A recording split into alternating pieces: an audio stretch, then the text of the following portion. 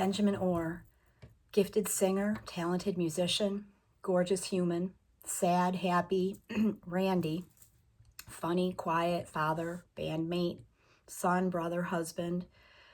I wanted to post this before the month is over because Ben died 24 years ago this month, a few minutes before midnight on October 3rd, 2000. And I've been trying to compose something thoughtful about this, but I've been struggling because who am I? Just a latecomer fan. Social media makes you think, that you know someone famous. It's so easy to pretend that you have an adjacent relationship because you can comment and like posts and pictures from a safe distance behind a screen. When you look at pictures of famous people, it's difficult to put them into perspective as regular human beings.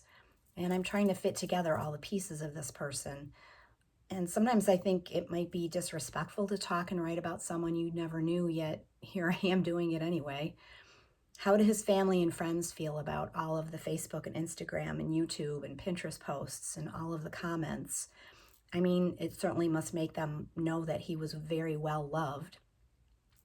And where does my interest in this fit in? There's something about pictures of him as a darling little boy with that big smile, the crooked bow tie and the crooked bangs. Another one of him dressed up with his drum kit, apparently ready for a performance somewhere, maybe with his dad at Lemco Hall.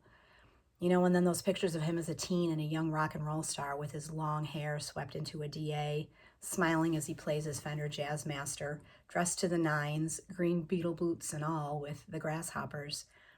He exuded an essence that just leaps off the page and the screen and just touches something in people. I'm sitting here listening to the Cars songs for the millionth time. So I guess that's the place to focus, the gift that was his voice, his presence, and the legacy of the music that will last forever. Can a song both soothe and excite at the same time? Don't these two emotions seem contradictory? As I immerse myself more and more in the music of the Cars, and specifically those sung by Benjamin Orr, I think these two things are not mutually exclusive. It's all I can do, and you wear those eyes make me feel both of those things. I relate to the lyrics and then just get all the feels because Ben's voice is so delicious. You're sure he's singing just for you. And I think that's what a truly gifted vocalist does, touches your head, your heart, and your soul. So my Cars obsession, as I stated before, I was not the biggest Cars fan when they were active. I mean, I liked their songs, mostly from the first two albums, but I wasn't a dedicated follower. I did own a copy of the first album, like we all did back then, and devoured the cover and the record sleeve and the liner notes, and in particular the photographs of the band. Ben Orr looked like no one else, exotic and beautiful.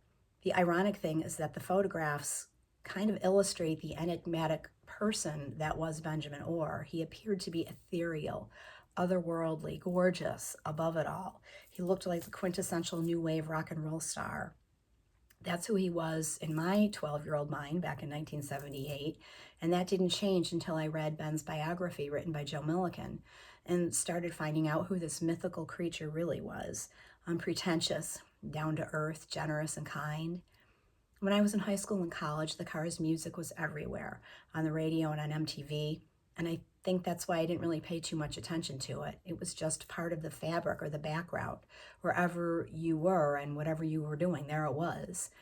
And I was into different genres and types of music when Shake It Up and Heartbeat City were popular, and I don't even remember Door to Door or any of the songs from 1987. I was in college and irresponsibly more interested in partying than anything else. And I was listening to Prince and U2, The Bangles, The Cure, XTC, REM, Crowded House, and just really getting into the Grateful Dead at that time too. So this has been like finding a treasure. Deep cuts and pre-Cars songs, they're so damn good. I was really missing out.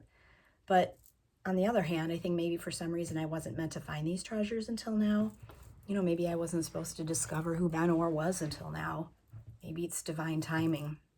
I think you have to be in the right headspace to be tuned into the right frequency or arrive at a certain place in your life before things make sense to understand lyrics, relate to stories, and be moved by the art.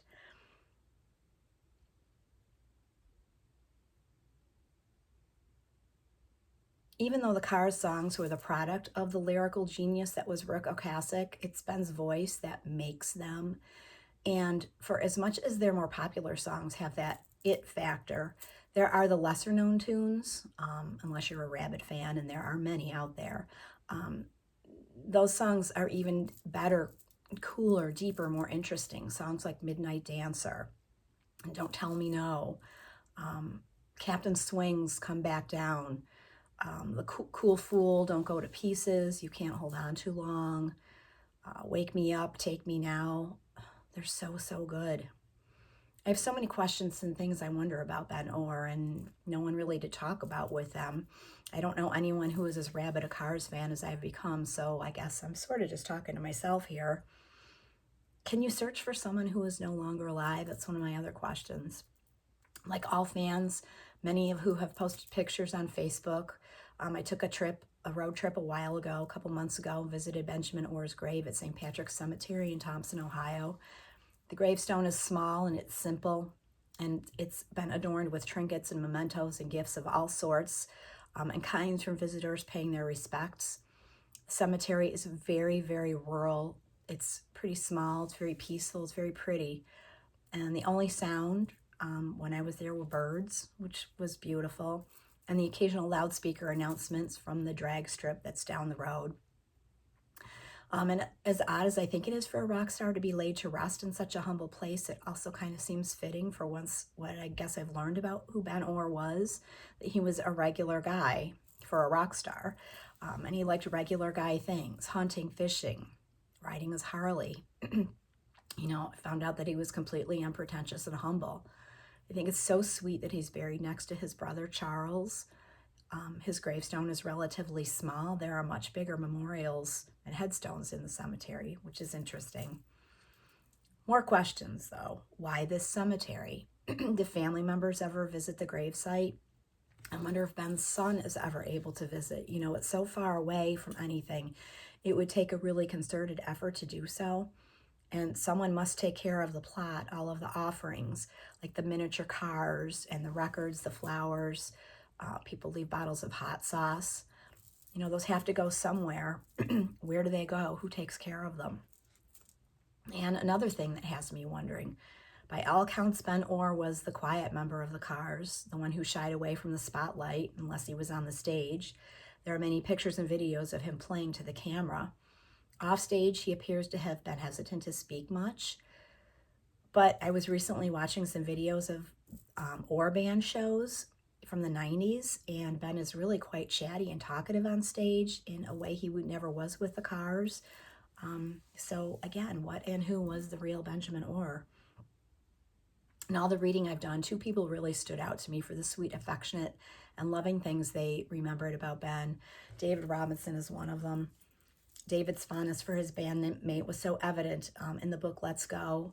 He described the way Ben's natural charisma just attracted other people. And David discussed Ben's phenomenal vocal talent, how Ben was able to record spectacular vocal tracks in one take, and how he was amazed to realize that Ben was the same Benny Orzechowski who was featured in a Life magazine article about young musicians with long hair back in the day, back in the 60s, and how typically unassuming and low-key Ben was about it. And David also relates a sweet story about Ben walking down a Boston street surrounded by adoring family and fans just basking in his magical aura. Alan Coffin was another person. Alan Coffin was Ben and Rick's sound tech in the early to mid-70s when they were playing gigs in and around Boston, and who introduced them to the amazing Elliot Steinberg, also known as Elliot Easton. Alan's affectionate remembrances of Ben and Joe Milliken's book are just so touching and so sweet and from the heart. I'm paraphrasing here, but he described Ben as having an ancient soul and a heart as huge as a Cadillac Fleetwood. And this description just really struck me as probably one of the most insightful and genuinely loving things anyone has said about Ben, and I feel like he really understood the essence of who I'm guessing Ben Orr was. And I feel like these two qualities are what made the Cars the Cars. It was Ben's humanness that warmed their cool sound and unusual lyrics and made them strangely relatable to millions of fans. Of course, I have no idea if this is true or not, but I think it was these two qualities that ultimately led Ben and Rick to fall out. I think Ben just expected and thought that the relationship with Rick and the Cars would stand the test of time and the test of friendship, and of course it did not, sadly. But that's the thing. Ben's duality is such a puzzle. His changing looks, a life lived largely out of the spotlight. By all accounts, he didn't have any kind of rock star ego. Re-listening recently to the Captain Swing and very early Cars songs, most of which never made it to albums, further reinforces just how phenomenal his voice was and how frustrating it must have been for him and for fans that post-Cars he couldn't seem to get another recording contract. From what I've read, Ben Orr was described alternately as no mystery, easygoing with a streak of mischievousness, but also serious, quiet to the point of reticence, extremely private. He referred to his bandmates as his brothers, both in the Cars and in Big People, yet was estranged from the Cars for, well over a decade.